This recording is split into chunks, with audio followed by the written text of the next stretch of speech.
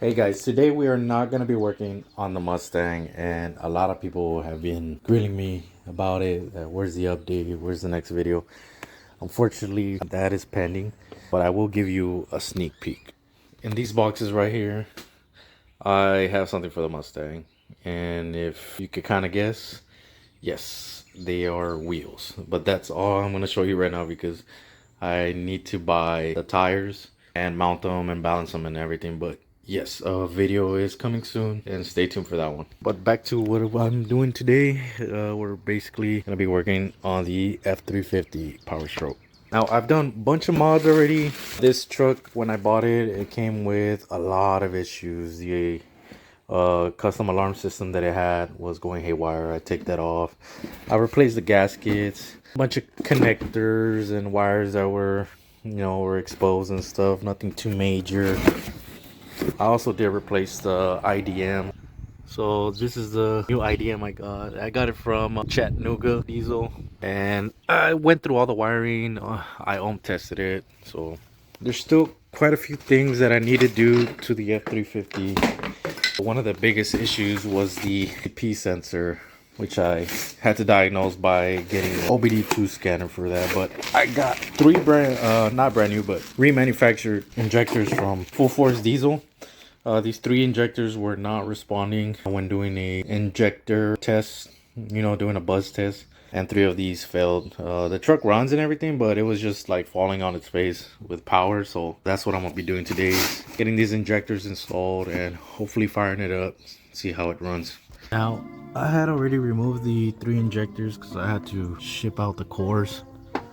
I have one last one back there. It's the number 7, and that one's working, but I want to double check it because when I did a contribution test on the vehicle, it threw me a code for it. So I'm just gonna make sure that the O-rings are good, which I'm suspecting it, that could be probably the reason why the contribution test failed on that injector, even though it's running. So I'm just gonna take it out and just reseal it, make sure everything's good before closing everything back up, because I don't want to do double work. Oh fuck, this fucking ground cable. God damn it. Oh, fuck. Oh, there you go. Fuck. Alright, got it out. Let's inspect the rings and the tip on this injector. Let's go through it. Not that I want anything bad to show up, but I would. But if anything does need to be replaced, I would like to know. Because, I don't. Same time, I hope I didn't do anything for nothing. But at the same time, you also don't want to find anything. And these are the new ones. These are from Full Force. They'll have different type of solenoids. You'll have different brands like Line Power and stuff. But they already come up with a new seal and a crusher washer. They come a little bit pre-lubed already, but I have some. Now, before installing the new injectors, I put the valve cover back on. Just snugged in 2 little bolts in there just to hold it. And I'm gonna crank it a couple times just to get all that oil or diesel that went into the cylinders. That way I don't hydrolock the engine. Oh shit! Damn, I almost fell. This truck is kind of tall.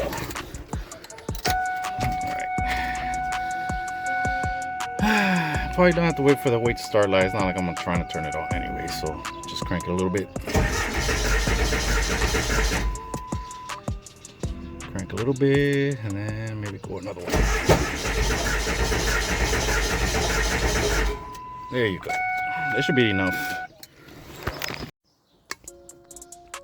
Now these injectors, they do already come.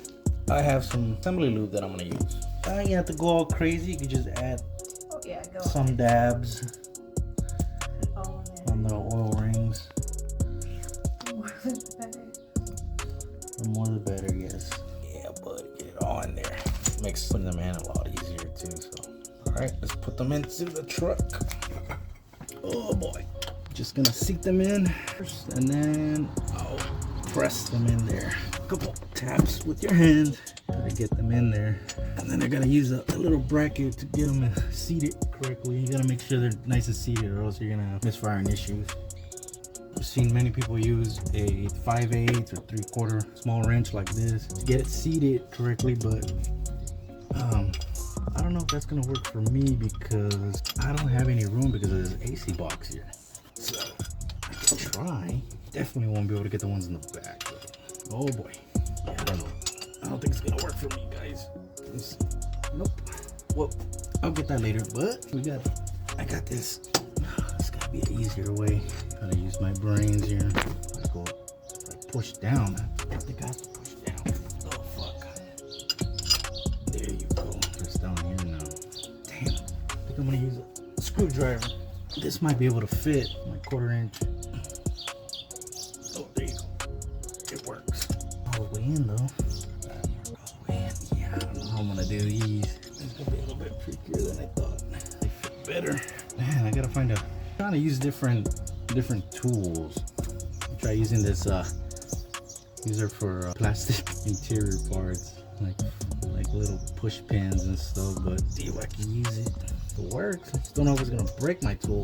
Definitely don't want anything falling in there. If I could push this in as much as I can without having to tap the solenoid, that'd be a good thing for me. Good thing for the install. Kind of seats it. Try here. This one. Well, I didn't realize, but I think my phone died on me throughout the build. But I'm gonna go ahead and use these Alliant Power seal kit that I got from Rip Raft to redo the rings on the one injector number 7 that I pulled out. So I gotta take this one apart. But I gotta get these oil rings out. Damn it! Hopefully I don't forget what order. I'm gonna have to go to Harbor Freight, buy this little. I bought this little kit for like $2 at Harbor Freight. Should get the job done.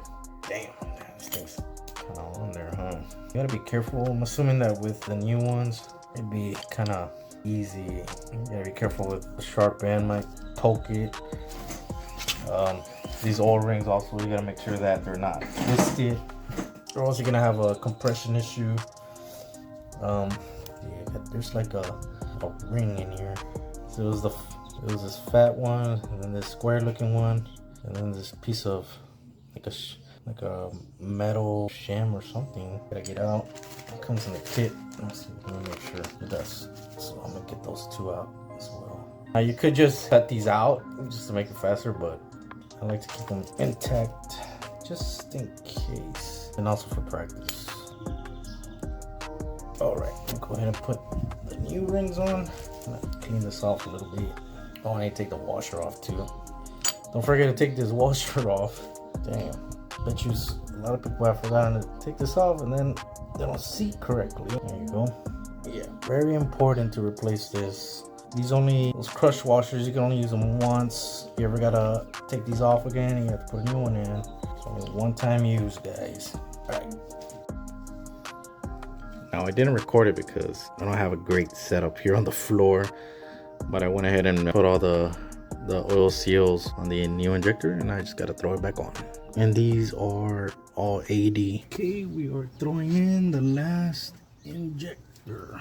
Now this is number 7. I moved it all the way to injector 1 in case whenever I do a contribution test again, I can see if it moves with it. Then I'll know I have to swap out this injector. Case it to this one and not something else. This is small 10mm. There you go. Ah, fuck. Oh. Ow. There you go.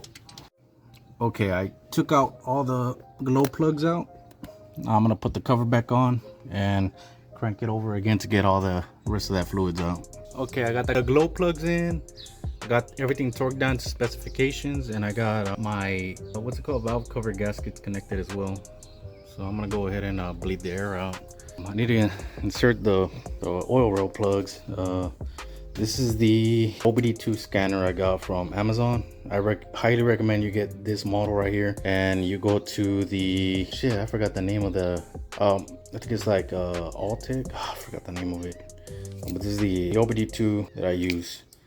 Just download the software, just make sure you get the latest version, and you should be able to run a lot of tests and diagnostics and troubleshoot DTC codes and shit using this thing. Highly recommend it.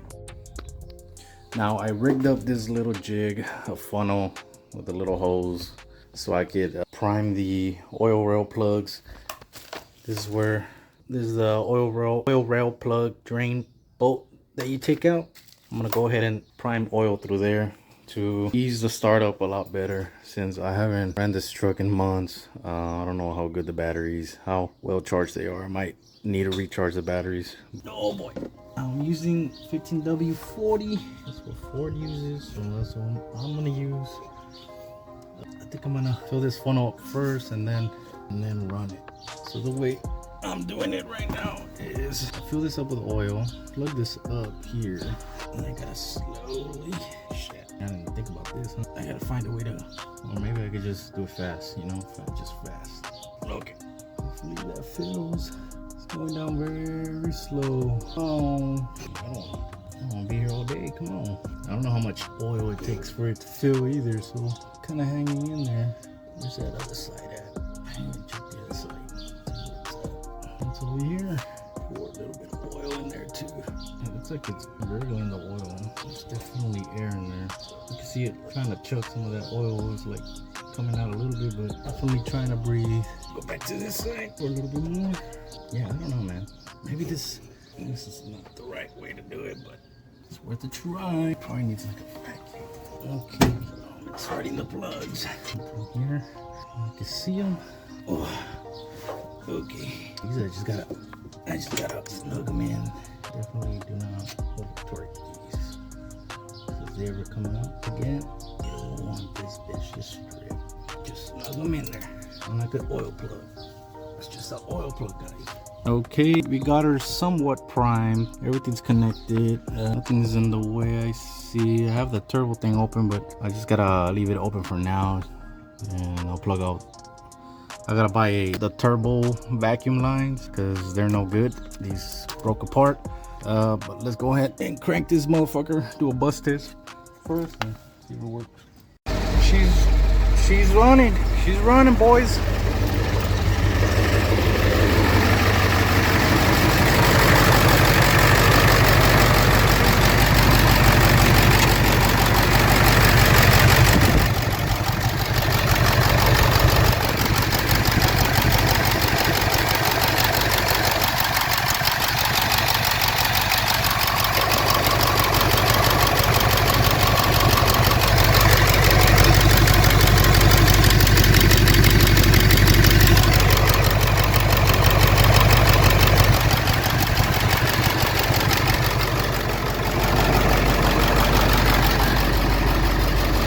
Alright, she fired right up. But now I realized the number 7 injector, the one that was working, I guess it technically had a low buzz, right? But like it was still shooting oil out of its port. But now, as you saw, it's not shooting oil out of the port. So now I gotta let the batteries charge on this thing and run it for a while. But I gotta buy another injector and replace number 1 now, because that one now isn't working. But I gotta let this thing run for a while. But she's definitely happier than before. It's not shaking as much. With the new ICP, the new IDM and everything, it's definitely running so much better now. But I do gotta I gotta plug up those vacuum lines if it runs good or not. And I gotta purge out all the air. It's gonna be running like shit for a while, so maybe the shake will come off. We'll see. I went to Lowe's and I got one of these Greenworks portable pressure washing machines. It's not that bad. I just tried it out. Try to blast away as much as gum and oil that I had built up. And now I'm just gonna use like the little foam cannon that it comes with. It's like $90, so it's very cheap and actually works pretty decent for what it is. And go ahead. Now this is the stuff that I like to use. It's a super clean grease remover. I've used other products before and I feel like this one is basically the best one that I see that works pretty well. So go ahead and put this in the bottle. Okay. Lock it in place. Now let's throw. Even before working on this truck, this thing was like super dirty and grimy, so I'm just gonna hit everything.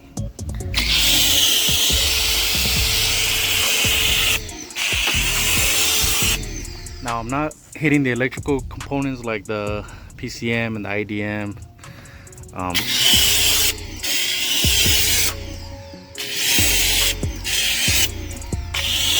Mostly the suspension.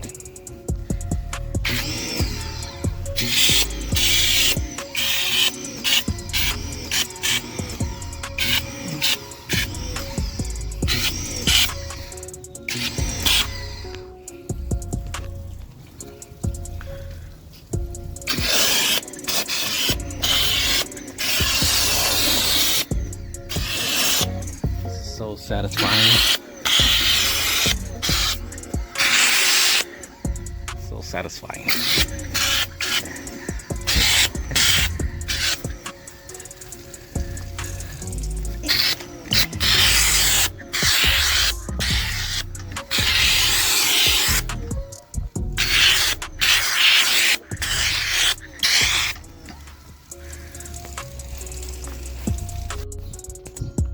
All right, I'm done. And now I can see the exhaust bolts. It used to be all gunked up with oil and stuff. And now I could definitely see some of the bolts on the engine. It looks like I need to scrub a lot of the frame and some hoses and stuff, but I need to do this, keep going at it a little bit longer. Sounds good, even though one injector needs to be replaced only. Now there is I need to connect the exhaust, that's why it sounds like that, but other than that, not too bad. I'm gonna take it for a ride, and I lost my 13mm socket. I gotta find it before I drop it on the road somewhere.